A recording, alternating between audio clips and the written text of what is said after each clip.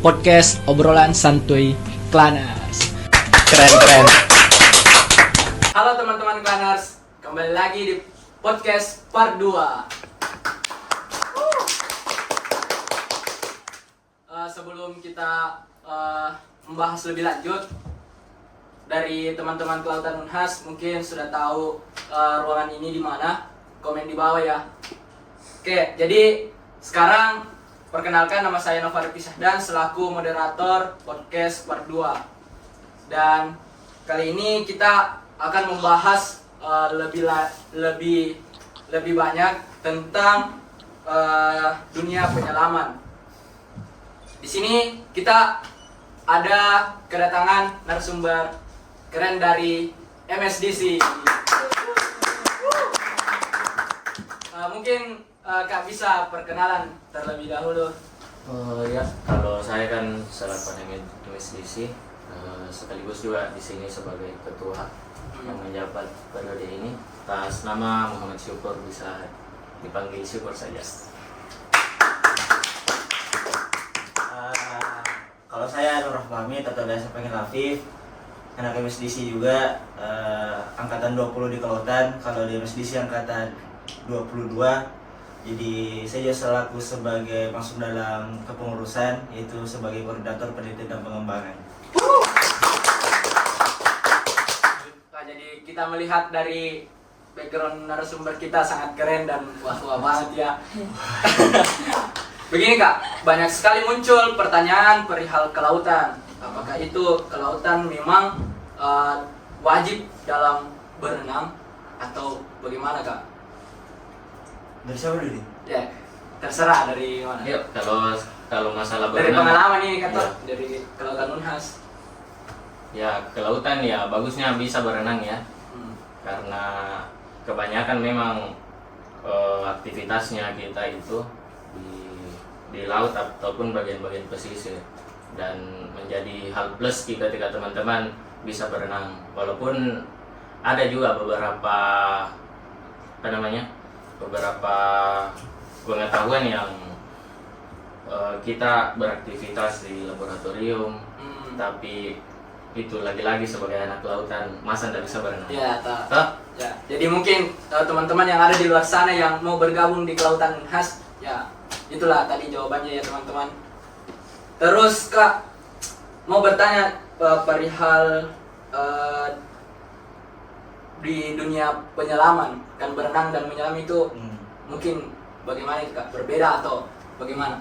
Ya, jadi sebetulnya kalau di kelautan sebenarnya berenang dengan penyelam sebenarnya berbeda. Tapi serta yang pertanyaan di awalnya, apakah sebenarnya diwajibkan atau tidak? Kan di kelautan sendiri juga sebenarnya mungkin kalian dapat juga tentang mata kuliah RDDS, Ya, Kementerian dan RDDS. Dasar dan Selam. Nah, itu sebenarnya di mana anak-anak kelautan dilatih sebenarnya untuk berenang. Sebenarnya diwajibkan karena sebagian besar kegiatannya kami atau kegiatannya di kelautan seperti praktek lapangan itu kan rata-rata aktivitasnya di laut, di pesisir. Ya paham lah kalau bagaimana praktek di kelautan. Siap. Sebenarnya untuk penyelaman sebenarnya juga kalau di kelautan sebenarnya tidak diwajibkan. Tapi sebenarnya sebagai nilai plus sebagai anak kelautan ketika bisa mengenal atau bisa menyentuh ke dunia penyelaman. Kan memang juga di mata kuliah pun sebenarnya kan itu mata kuliah penyelaman, dia masuk dalam peminatan. Jadi atau memang teman-teman ada yang tertarik dengan dunia penyelaman, nah makanya biasa join di organisasi seperti di MSDC. Nah jadi sebenarnya untuk perbedaan yang sedikit berbeda lah untuk penyelaman dengan berenang. Mungkin itu pendapat saya, tentu bagaimana pendapat dia. Ya, bagaimana? Berarti ada dua pendapat. Pasti ya. Oh, tidak. Balik kurang lebih sama ya. Karena di kelautan kan sebenarnya terlalu banyak bidang-bidangnya untuk saat ini toh. Mungkin dari teman-teman yang sekarang ini di kelautan tentunya ada yang memang memilih untuk jadi penyelam untuk bisa lagi observasi bawah laut lebih banyak. Ada juga mungkin yang sukanya di bidang-bidang lain toh, seperti oceanografi, mangrove, lamun. Itu kan kalau ke lapangannya juga tidak butuh untuk menyelam. Iya, tidak harus di menyelam kalau itu. Tapi teman-teman yang suka terumbu karang, suka biota-biota yang berasosiasi sama terumbu karang, tentu ya baiknya jadi penyelam dulu toh. Iya. Mungkin itu tambahan kalau dari saya. Baik Kak, itu mungkin sangat menjawab pertanyaan-pertanyaan dari teman-teman yang ada di luar sana juga. Kalau mengenai teknik untuk menyelam itu sendiri Kak, ada juga khususnya atau ya atau orang awam itu bisa langsung saja atau bagaimana? Karena yang kayak untuk apa ya, kayak wisata begitu kan itu awam. Iya. Nah, karena mungkin teman-teman dari MSDC ya ada ini teknik-teknik dan sebagainya. Mungkin untuk teknik dasar atau penyelaman sebenarnya orang menyelam juga sebenarnya ini apa namanya, harus punya sertifikasi sebenarnya. Jadi tidak sembarangan orang untuk menyelam, jadi harus mempunyai dulu sertifikasi. Kan ada beberapa tingkatan sertifikasi, ada one star, ada open water, dan ada sampai struktur. Nah, jadi mungkin itu menjadi salah satu perbedaan tadi antara berenang dengan kalau berenang mungkin secara umum semua bisa orang. Ya, Tapi ya. kalau orang mau menyelam Menyelam. harus punya dulu sertifikasi untuk bisa melakukan penyelaman. Itu untuk SOP dari penyelaman, biar untuk pengambilan sertifikasi pun, nah di situ untuk belajar teknik-teknik. Nah untuk mungkin kalau teknik-teknik penyelaman di bawah air mungkin secara teknik dasar mungkin tidak ada, tapi untuk secara teknik kayak mau menyelam, misalnya ada biasa bilang giant step. Kan giant step biasa dilakukan ketika ingin dari kapal atau Ya. dari dermaga ingin turun Turun ke ke laut. laut. Ya. Nah itu bisa dilakukan. Untuk itu mungkin teknik-teknik dasar. Tapi untuk teknik dasar untuk penyelaman di bawah mungkin secara mungkin tidak ada. Tapi kalau kode-kode itu kan sebenarnya bukan teknik dasarnya, tapi itu adalah apa lagi namanya? Apa lagi kalau kode-kode? Komunikasi bawah laut. Kayak gini gini. Oke. Iya. Terus seperti yang kayak ini juga Kak, tuh alat-alat selam yang di belakang kita ini, kayak baju. Ini agak berbeda ini saya dilihatnya Kak. Ya, Yang ini. sebelah sini di belakang tak sama yang di sini. Perbedaan itu. Apa itu? Kalau Ya karena ada kan ini satu pasang baju dengan celana. iya.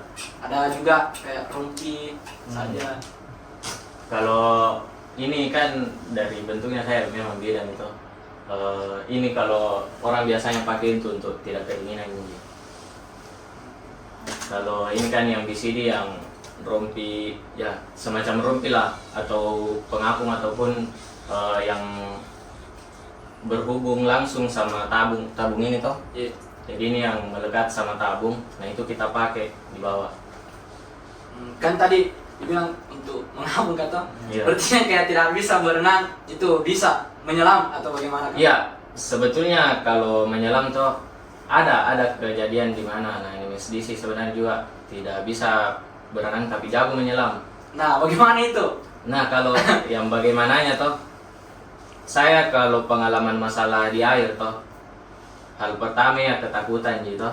Ketika memang sebenarnya teman-teman punya fobia ataupun ketakutan di tengah laut kah, di dasar laut kah, itu sebenarnya tantangannya bagi teman-teman toh yang ingin menyelam.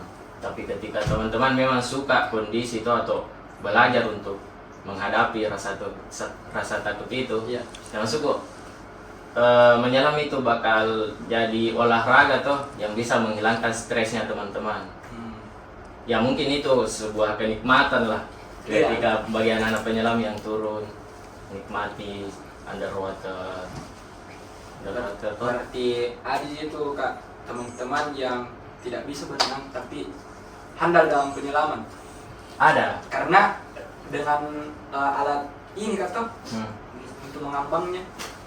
Ya ini kan bisa jadi pelampung toh ketika diisi angin. Diisi angin, dan kalau mau turun ya jelas semua angin yang terisi di BCD itu dilepas gitu. Tapi ya lagi-lagi kalau masalah anak kelautan toh baiknya lah bisa berenang. kan mata kuliah juga ada yang Ya, mengajarkan hal itu. dasar-dasar selam. Iya. Jadi begitu teman-teman, tadi sudah beberapa banyak jawaban yang mungkin bisa terjawab di video ini. Dan begini Kak, kalau kan menyelam itu kan sampai ke dasar laut. Ada batasnya. Ya, ada batasnya. ada yang pernah kejadian Kak dari teman-teman atau kejadian yang kayak fatal atau sampai bagaimana Kak di mungkin sejauh ini kami di MSDC juga sering gini untuk menjaga bagaimana safety-nya kami untuk menyelam. Jadi mungkin untuk batas-batas menyelam kita masih kan kalau sertifikasi itu ada juga batas-batas untuk menyelam. Misalnya kalau open water A1 itu misalnya batasnya sampai 18, A2 itu sampai di 20-an.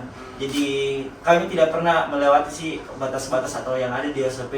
Jadi sehingga kami juga kalau menyelam harus masuk kan lagi-lagi penyelaman Ya. apa namanya beresiko, sangat-sangat tinggi resikonya.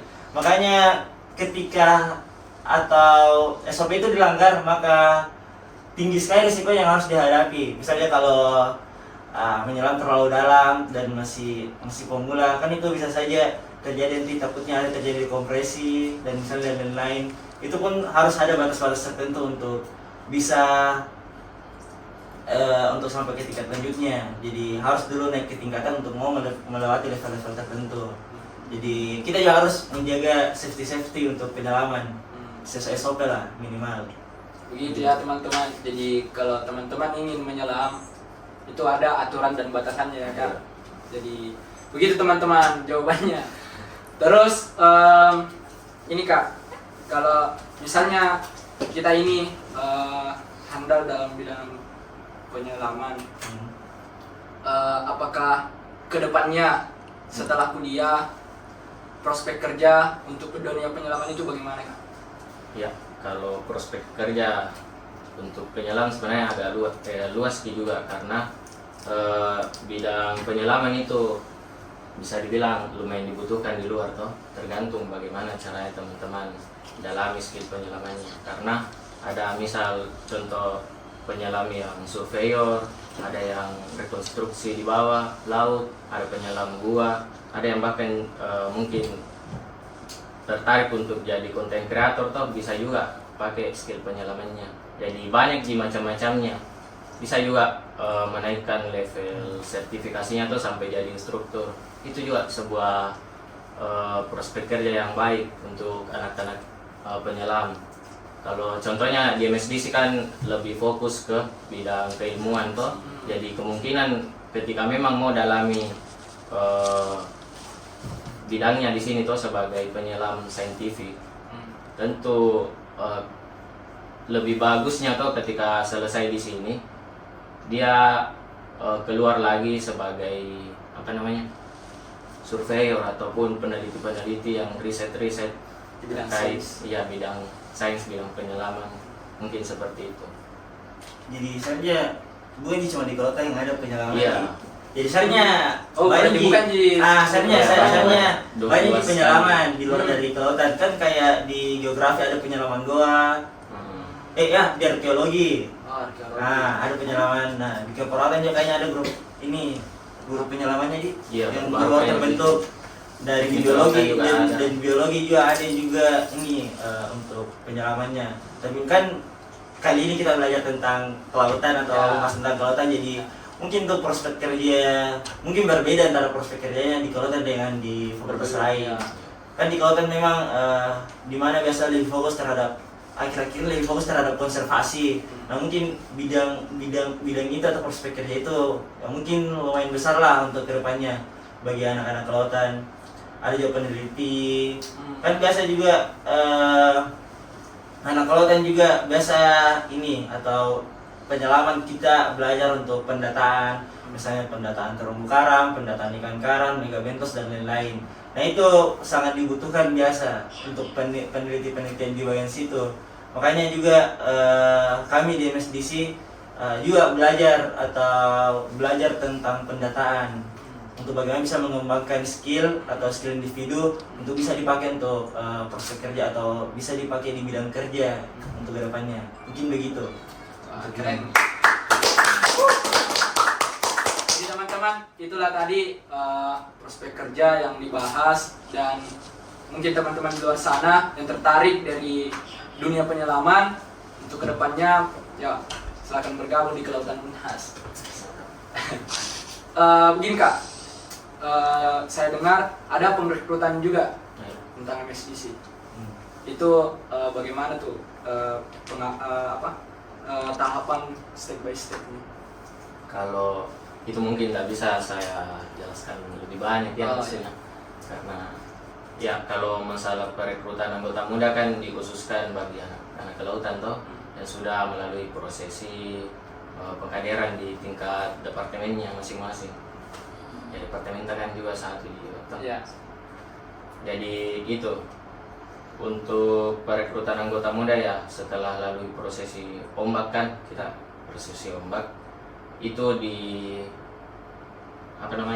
dihalalkan bagi teman-teman yang mau masuk untuk dalami lagi tentang dunia penyelaman. Kita bukakan open recruitment. Terkait tahapannya itu ya ada pemberian materi bagi peserta nanti untuk kebutuhan di lapangan toh, untuk pengenalan alat, terus ada juga pelatihan kolamnya. Jadi jangan takut yang tidak bisa berenang toh. Ada kesempatan bagi teman-teman yang mau mencoba. Jadi ada pelatihan kolam, terus praktek di laut. Jadi ada namanya latihan perairan terbuka LPT. Jadi sebelum ke laut, nanti teman-teman yang ingin daftar itu di kolam terlebih dahulu ya Kak, untuk ininya belajar ini menyelam, belajar skill kan mungkin sebelum ke laut kan harus dulu ada pelatihan di kolam. Jadi mungkin calon anggota MSDC calon anggota ya. Calon anggota MSDC jadi mungkin dulu beberapa melewati dulu proses atau proses latihan di kolam. Saya juga itu yang tadi bilang dari Bapak Ketua tuh syukur. Jadi untuk calon anggota sebenarnya jangan takut kita bisa berenang. Sebenarnya banyak kasus di MSDC untuk masalah perkenalan anggota. Ada juga kemarin beberapa teman atau beberapa senior yang mungkin memang tidak bisa sekali berenang dari awal, dari nol ketika contoh kasus. Kayak contoh kasus misalnya baru loncat ke kolam langsung kayak mau tenggelam. Kan itu mulai dari situ biasa. Oke, contoh kasusnya betul lah dari yang mulai kan betul-betul dari nol. Yang tidak bisa sama sekali, mungkin dari yang ada tuh kalau di kolam khas yang sampai sini dari situ sampai biasa di kolam keempat lah atau di kolam ketiga itu sudah bisa berenang, sudah bisa menyeberang kolam dan lain-lain. Nah, kita juga tidak berani bawa anggota ketika belum bisa mampu berenang di kolam atau belum bisa mampu menguasai skin diving, atau bukan skin diving sih, untuk ini teknik-teknik dasar renang lah. Makanya minimal harus dia kuasai dulu teknik-teknik dasarnya, atau dia mampu berenang baru kita bisa bawa ke pulau. Kan juga kami juga bertanggung jawab terhadap perekrutan anggota, makanya haruslah bisa baru kita bawa ke pulau untuk ini. Berarti ini prosesnya lumayan ya lama ya Kak ya, prosesnya kalau dilihat. Karena kalau misalnya ada teman-teman yang memang belum mahir dalam berenang, itu diajari terlebih dahulu sampai dia memang mahir dalam berenang, baru kita berangkat ke pulau untuk latihan perairan terbuka. Nah, gitu teman-teman untuk pendaftaran dan bagaimana tahap-tahapannya. Mungkin teman-teman yang ada di luar sana yang sudah mendaftar mungkin bisa kepoin video ini kan, karena mungkin banyak sekali yang terjawab di video ini. Jadi